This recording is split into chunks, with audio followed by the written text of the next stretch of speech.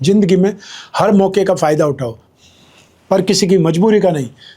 अगर ज़िंदगी मौका देती है तो ज़िंदगी धोखा भी देती है। नमस्कार, मैं हूं कमल श्रीमाली। आप सभी का बहुत बहुत स्वागत आपके अपने चैनल में और मासिक राशिफल सितंबर 2025 के इस विशेष एपिसोड में। ये एपिसोड सिंह राशि के लिए है और यह राशिफल आपकी राशि नाम राशि अर्थात मून साइन पर आधारित है। हर मासिक राशिफल के विशेष एपिसोड में बहुत सारे सेक्टर पर विश्लेषण करते हैं, सेम इस बार भी करेंगे। सबसे पहले मैं आपको बता रहा हूँ आपकी इनकम और इन्वेस्टमेंट के बारे में। जहाँ तक इनकम गेन प्रॉफिट का प्रश्न है, राशि से 11th हाउस से लाभ भाव से इसका विश्लेषण किया जाता है, क्योंकि जब तक कर्म नहीं करेंगे तब तक लाभ नहीं मिलेगा। तो ऐसी स्थिति में कर्म के बाद में नेक्स्ट जो भाव है वो लाभ का भाव है। लाभ बोल सकते हैं, सुख बोल सकते हैं, अप्रिसिएशन बोल सकते हैं, सक्सेस बोल सकते हैं और इनकम बोल सकते हैं। तो राशि से 11th हाउस में बृहस्पति का होना लाभ के लिए, प्रॉफिट के लिए, इनकम के लिए सबसे शुभ माना जाता है। आपकी राशि से 5 भावों में बृहस्पति सबसे ज़्यादा सुखद स्थिति का निर्माण करता है, उसमें से एक राशि से 11th हाउस में है। राशि से 11th हाउस के स्वामी बुध हैं, जो कि यहाँ त्रिकोण भाव में फर्स्ट हाउस में सूर्य और बुध एक साथ में होने को बुध आदित्य योग कहा जाता है। वो स्थिति का फायदा आपको मिलेगा। तो ऐसी स्थिति में आप में से वे लोग जो जॉब चेंज करना चाहते हैं, स्विच करना चाहते हैं, उसके लिए एफर्ट कर रहे हैं, तो ये समय आपको भरपूर मौका देगा। यहाँ पर 18 अक्टूबर से पहले आप ज्वाइन कर लें या आपको अपॉइंटमेंट लेटर हाथ में मिल जाए, उसके लिए आपको ट्राई करना चाहिए। समय आपको भरपूर सपोर्ट करेगा। राहु की दृष्टि भी लाभ भाव पर है, तो ऐसी स्थिति में आप प्लानिंग से, युक्ति से, आइडिया से काम करेंगे तो आपके आइडियाज़ फुलफिल होंगे। आपके आइडियाज़ आपको कमा करके देंगे, या आपने जो युक्ति बढ़ाई है, जो आपने कोई एडजस्टमेंट बिठाया है, उससे आप लाभ में आ सकते हैं। आप में से वे लोग जो प्रोफेशनल्स हैं, यहाँ पर प्रोफेशनल्स के लिए फाइनेंशियल स्ट्रेंथ बहुत अच्छी है, अर्थात जो सीए हैं या फाइनेंशियल ब्रोकरेज का काम करते हैं, स्टॉक का कामकाज करते हैं, गिरवी का कामकाज करते हैं, उन लोगों के लिए यहाँ पर भरपूर संभावनाएँ बनी हुई है। आप में से वे लोग जो राइटर हैं, संगीतज्ञ हैं, संगीत का निर्माण करते हैं या लिरिक्स बनाते हैं, उन लोगों के लिए भी ये समय बहुत ज़्यादा सुखद है। आपकी वर्चस्व बढ़ेगा, नेम फेम बढ़ेगी और आपकी कोई क्रिएशन आपको वायरल कर सकती है, आपको बहुत ज़्यादा नेम फेम दे सकती है। साथ ही आप में से वे लोग जो आईटी सेक्टर में, सॉफ्टवेयर के सेक्टर में, एमएनसी में कामकाज करते हैं या विदेशों से संबंधित कोई कामकाज करते हैं, इंपोर्ट एक्सपोर्ट का कामकाज करते हैं, सिगरेट, शराब या तंबाकू से संबंधित फील्ड में, वो चाहे उस फैक्ट्री में जॉब करते हो, डिस्ट्रीब्यूशन हो या आपकी अपनी शॉप हो, आपको उसमें भी सपोर्ट मिलने वाला है, अर्थात आपका काम धंधा आपको प्रोग्रेस देने वाला है, गेन आपका यहाँ पर बढ़ने वाला है। आप में से वे लोग जो राइटर हैं या वे लोग जो स्टैंड अप आर्टिस्ट हैं, एंकर का काम करने वाले लोग हैं, फील्ड की बात करें, कागज़, कपड़ा, प्रिंटिंग, टेक्सटाइल से संबंधित जुड़े हुए लोग हैं, आप लोगों के लिए यहाँ पर भरपूर मौका होगा अपने लाभ को बढ़ाने का या अपनी क्रिएटिविटी दिखाने का। आइए अब बात करें आपके इन्वेस्टमेंट की। राशि से 2nd हाउस से इन्वेस्टमेंट पर विचार किया जाता है और राशि से 2nd भाव के स्वामी भी बुध हैं, जो कि फर्स्ट हाउस में विराजमान है। ये बुध की सबसे सुखद स्थिति है। राशि से 2nd हाउस में मंगल भी विराजमान है। मंगल जो आपकी राशि के की प्लेनेट है, भाग्य और सुख दोनों भाव के अधिपति मंगल है। तो ऐसी स्थिति में यहाँ पर आपके लिए इन्वेस्टमेंट के लिए बहुत अच्छे मौके मिलेंगे। शनि जो कि आपकी कुंडली में 7th हाउस का लॉर्ड है, वो भी शनि की दृष्टि राशि कुंडली से 2nd भाव में, तो ऐसी स्थिति में टेक्निकल सेक्टर में भी आप इन्वेस्टमेंट कर सकते हो। सबसे पहले जो इन्वेस्टमेंट करना चाहिए, फिजिकल करना चाहते हैं तो कॉपर में इन्वेस्टमेंट कर सकते हैं, गोल्ड में इन्वेस्टमेंट कर सकते हैं। आप लोग शेयर मार्केट के थ्रू इन्वेस्टमेंट करना चाहते हैं तो आपको रियल एस्टेट से संबंधित जो भी ऐप होती है, जो भी फैक्ट्रीज होती है, जो भी स्क्रिप्ट मिलती है, उसमें इन्वेस्टमेंट करना चाहिए। हार्डवेयर आइटम इसमें आप गिन सकते हैं, टेलीकॉम सेक्टर इसमें आपका हो सकता है, मार्केटिंग से संबंधित, सर्विस से संबंधित जो भी कंपनियों की स्क्रिप्ट आपको मिल जाए, या टेक्सटाइल से संबंधित, पेपर से संबंधित या टेलीकॉम संबंधित जो भी स्क्रिप्ट मिल जाए उसमें इन्वेस्टमेंट कर सकते हैं। आप ऑटोमोबाइल सेक्टर में डिफेंस एक्टिविटीज़ से संबंधित कोई भी स्क्रिप्ट मिल जाए उसमें इन्वेस्टमेंट कर सकते हैं। तो यहाँ पर आप चाहे फिजिकल इन्वेस्टमेंट कर सकते हैं, पार्टनर बन सकते हैं, कोई स्टार्टअप में इन्वेस्टमेंट कर सकते हैं। इन्वेस्टमेंट के हिसाब से यहाँ पर भरपूर मौके मिलने वाले हैं। राशि से 4th हाउस के मालिक मंगल हैं, जो कि धन और संपत्ति भाव में, ऐसी स्थिति में प्रॉपर्टी पर भी इन्वेस्टमेंट कर सकते हैं। अर्थात प्रॉपर्टी, फिजिकल प्रॉपर्टी में इन्वेस्टमेंट करना भी आपके लिए काफ़ी ज़्यादा बेहद लाभदायक हो सकता है, या ये स्थितियाँ इतनी सुखद है कि यहाँ आपको लाभ मिलना एक प्रकार से तय है। आइए अब बात करें आपके परिवार का, सुख का। राशि से 4th हाउस से इसका विश्लेषण किया जाता है और आपकी राशि से सुख भाव के स्वामी और भाग्य भाव के स्वामी मंगल है, जो कि धन और संपत्ति भाव में विराजमान है। तो ऐसी स्थिति में परिवार में सुख समृद्धि बढ़ेगी, या परिवार में कोई न कोई इन्वेस्टमेंट होगा, प्रॉपर्टी का इन्वेस्टमेंट हो सकता है, व्हीकल पर इन्वेस्टमेंट हो सकता है। अर्थात परिवार में खुशहाली आने वाली है और परिवार की स्ट्रेंथ, परिवार का वर्चस्व बढ़ेगा, आर्थिक स्थिति में और ज़्यादा इम्प्रूवमेंट आएंगे। तो यहाँ पर आप परिवार का साथ भी पाएंगे और साथ ही साथ परिवार से जो सहयोग चाहिए आपको, जो उत्साह चाहिए या हौसला चाहिए, वो भी आपको मिलेगा। और यहाँ पर परिवार में कोई न कोई मांगलिक कार्य, कोई न कोई शुभ कार्य होने के भी स्थिति बनी हुई है, तो उसका भी आपको आनंद उठाना चाहिए। आइए अब बात करें आपकी शिक्षा के सुख की, संतान सुख की। राशि से 5th हाउस से इसका विश्लेषण किया जाता है और राशि से 5th हाउस के शिक्षा और संतान भाव के अधिपति हैं बृहस्पति, जो कि लाभ भाव में स्थित होकर के बृहस्पति अर्थात पंचम भाव को वापस दृष्टिपात कर रहे हैं। शनि राशि से 8th हाउस में स्थित होकर के भी यहाँ पर शिक्षा भाव पर दृष्टिपात कर रहे हैं और मंगल यहाँ पे आपकी राशि का की प्लेनेट होकर के मंगल भी शिक्षा भाव को देख रहा है। तो ऐसी स्थिति में आपको मंगल, बृहस्पति और शनि, इन तीनों का आपको लाभ मिलेगा।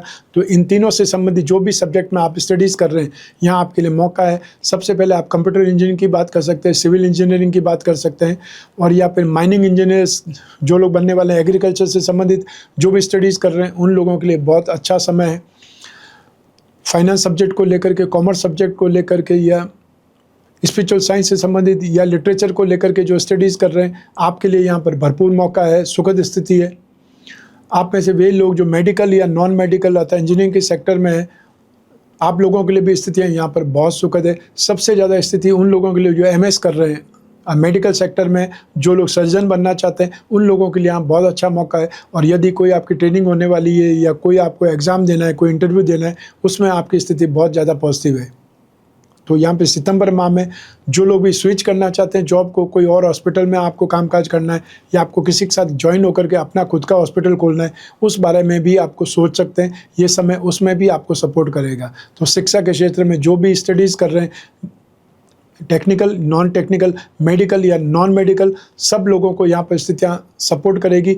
और सबसे ज़्यादा यहाँ पर 16 सितंबर तक जो भी गवर्नमेंट से संबंधित कोई एग्ज़ाम की तैयारी कर रहे हैं, UPSC का एग्ज़ाम उनको देना है, या सिविल सर्विसेज से संबंधित कोई एग्ज़ाम देना है, या आप उसके लिए फ़ाइट कर रहे हैं एग्ज़ाम के लिए, तो आपके लिए ये समय सपोर्ट का है। कॉन्फिडेंस बहुत शानदार रहेगा और ग्रास्पिंग या आपकी नॉलेज आपके साथ में रहेगी, तो आपको सपोर्ट मिलता रहेगा। बहुत बार ऐसा होता है कि आपको आता सब कुछ है, लेकिन जो ही इंटरव्यू फेस करते हैं उस समय ब्लैंक आउट या ब्लैंक हो जाते हैं। वो स्थिति यहाँ पर नहीं होने वाली है और उसके लिए आपको हमेशा अपनी राशि से संबंधित पंचम भाव जो है, जो कैरियर का भाव है, उससे संबंधित स्टोन आपको पहनना चाहिए। अर्थात आप पुखराज रत्न या उसका उपरत्न पहन सकते हैं।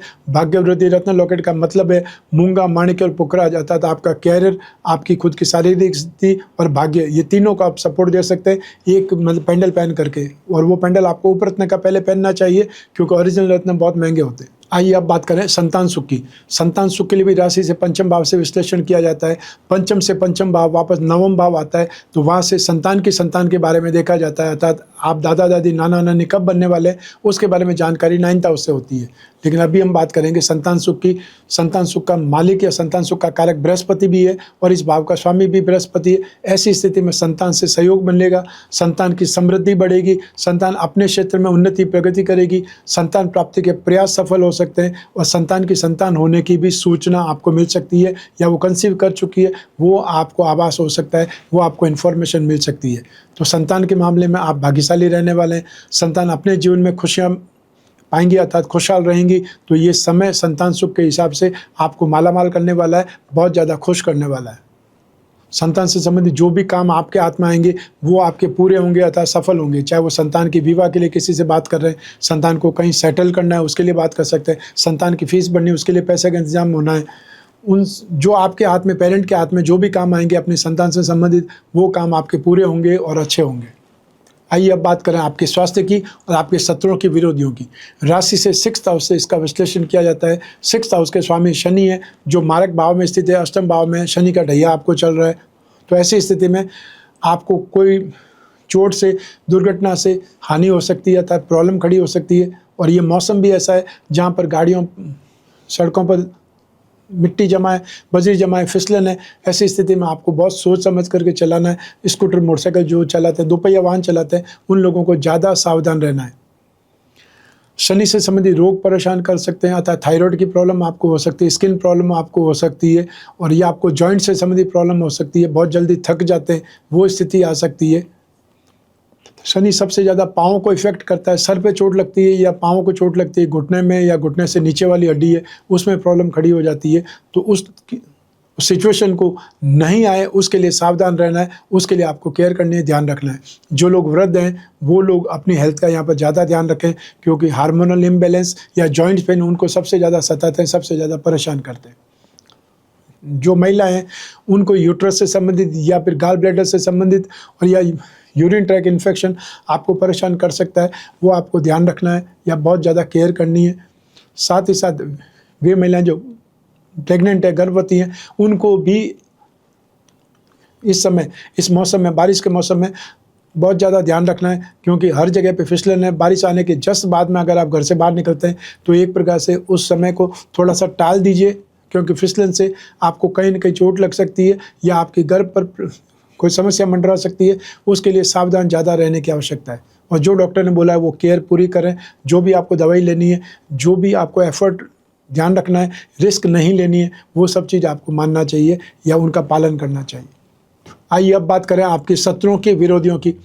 राशि से 6th हाउस से इसका भी विचार किया जाता है, विश्लेषण किया जाता है। तो ऐसी स्थिति में सितंबर 2025 में आपको कानूनी अड़चनों का सामना करना पड़ सकता है। आप सही हैं, इस चीज़ को आपको ही सिद्ध करना पड़ेगा कि आप सही हैं, आपने कोई गलत कार्य नहीं किया है। लोग आपको उसमें उलझाएंगे, टारगेट बनाएंगे या आपका षड्यंत्र का शिकार बनाएंगे, साजिश करेंगे। आपको उससे बचना है, पहले सोच करके भी बचना है और उपाय से भी बचने की कोशिश करनी है। उपाय क्या है वो मैं इस एपिसोड के अंत में बताऊँगा।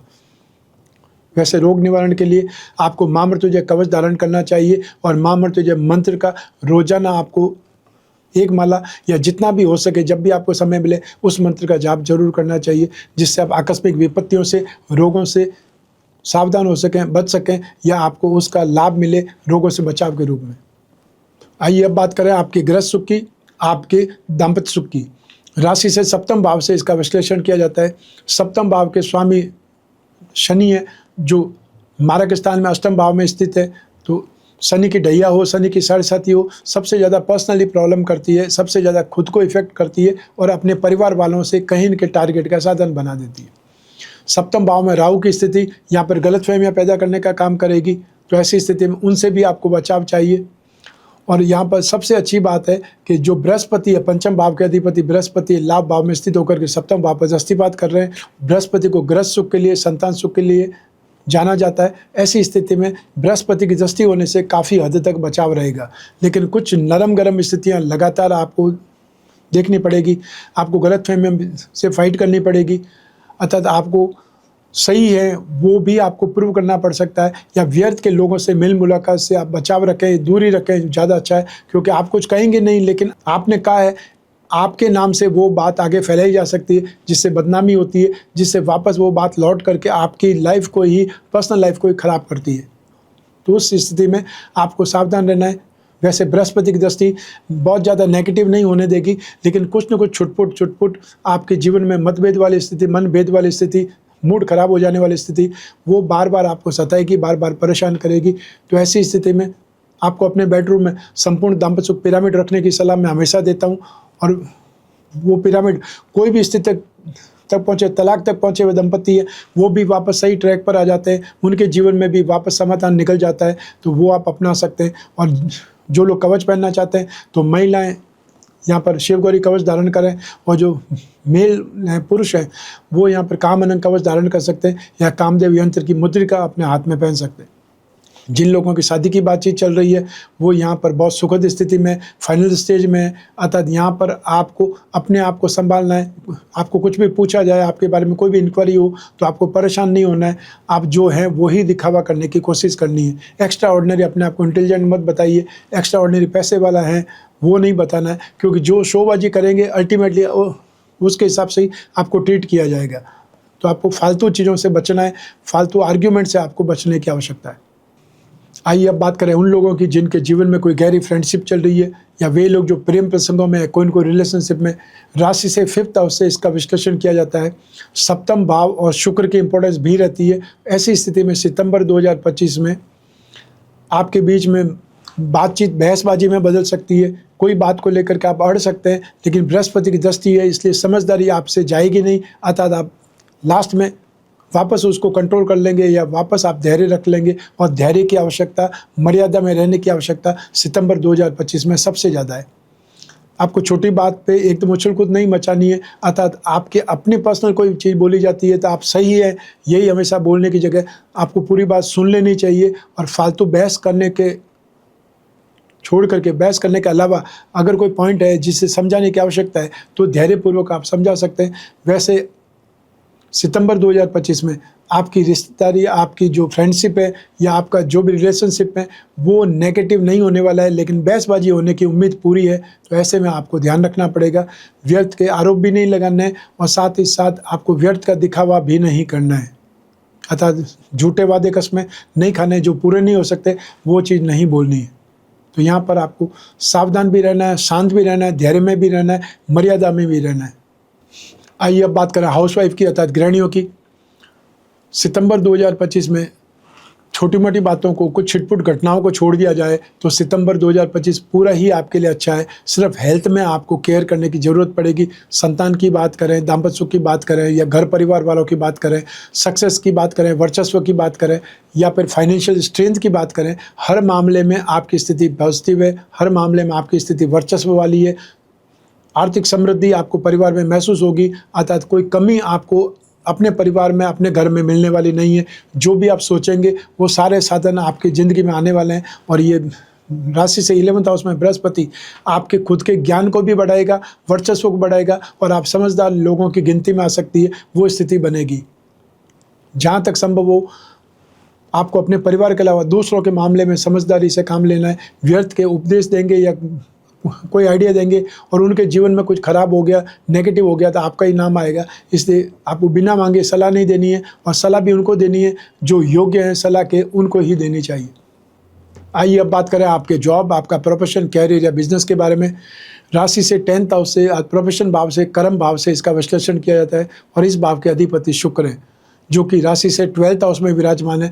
राशि से 12th हाउस में शुक्र को अच्छा माना जाता है, शुभ माना जाता है, क्योंकि शुक्र विलासिता पर खर्च करता है, शुक्र सुख भोगने के काम आता है। तो जिसके जीवन में कुछ पैसा होगा, जो आदमी कमाएगा वही खर्च कर सकता है, जिसके जीवन में सुख होगा वही भोग सकता है। तो शुक्र राशि से 10th भाव के लिए भी और पराक्रम भाव से भी मतलब केंद्र में, इसलिए शुक्र को आपके कैरियर के लिए भी शुभ माना जाएगा।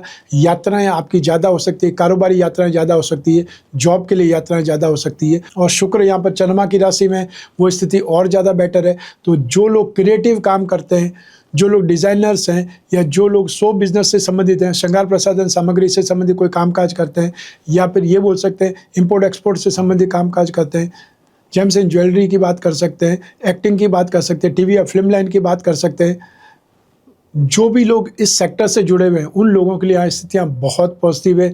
यहाँ पर आपको इनकम भी बढ़ेगी, आपका कामकाज भी आगे बढ़ेगा, नेम फेम भी आपको बढ़ेगा और आप खुद प्रैक्टिकल होंगे और साथ ही साथ आपको ट्रैवलिंग का मौका मिलेगा, कोई समारोह में जाने के लिए, कोई अवार्ड फंक्शन में जाने के लिए या फिर और किसी अपने खुद के काम के लिए, अपने खुद के कोई प्रोजेक्ट के लिए आपको बाहर जाना पड़ सकता है। यात्राएं आपकी ज़्यादा हो सकती है, फॉरेन में भी यात्राएं हो सकती है।